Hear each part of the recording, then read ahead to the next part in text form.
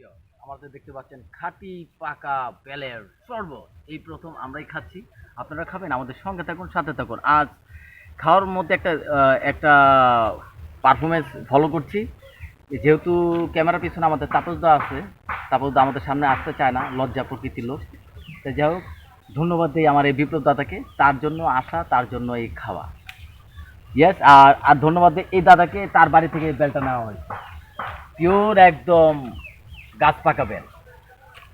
Yes, yes, okay fine, আমাদের সঙ্গে থাকুন, সাথে থাকুন। কিছুক্ষণের মধ্যে আমরা তাপসদার শ্বশুরবাড়ি চলে যাব। Yes, yes. হ্যালো বিয়র, আবার দেখো একদম এখানে আসলাম, অত এখানে এত পরিমাণ আম, কিন্তু খাওয়ার কোনো লোক নাই। আর কি করবো বলে, মনের দুঃখে চলে যাবে আবার টাকা। কেউ বললো না যে একটা আম খেয়ে যায়, ধরলেই হাউ কাউ চিল্লাচিল্লি করবে।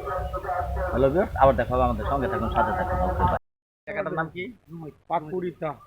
হ্যালো বিয়র্স, আবার দেখা হয়ে গেলো। আমরা পাকুড়িতে একটা গ্রামে আসলাম। এখানে আমাদের এক তাপসদার বিয়েতে, অবশ্যই খুব মনোরম পরিবেশ, মনোরম দৃশ্য, খুব ভালো লাগতেছে। আর ঈদের পরেই এটাই ফার্স্ট ইভেন্ট, আর অবশ্য ভালো লাগতেছে। আর এই দাদা জোর করে এখন চা খাওয়াবে। আসুন, আমাদের সঙ্গে থাকুন, সাথে থাকুন। ভিডিওটা না টেনে সম্পূর্ণটা দেখুন। ওকে, থ্যাংক ইউ, আবার দেখা হবে। Okay bye. চীনা হাঁসের বাচ্চা। আমার হাতে যেটা দেখতে পাচ্ছেন এটা হলো থাই জাম্বুরা। আর আমার উপরে যেগুলো দেখতে পাচ্ছেন এগুলো হলো মালটা।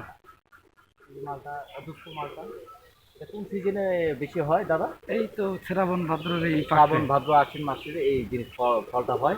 খুব সুস্বাদু, খুব পুষ্টিকর। চাইলে আপনারা খেতে পারেন, আমাদের সঙ্গে থাকুন। আবার দেখা হবে।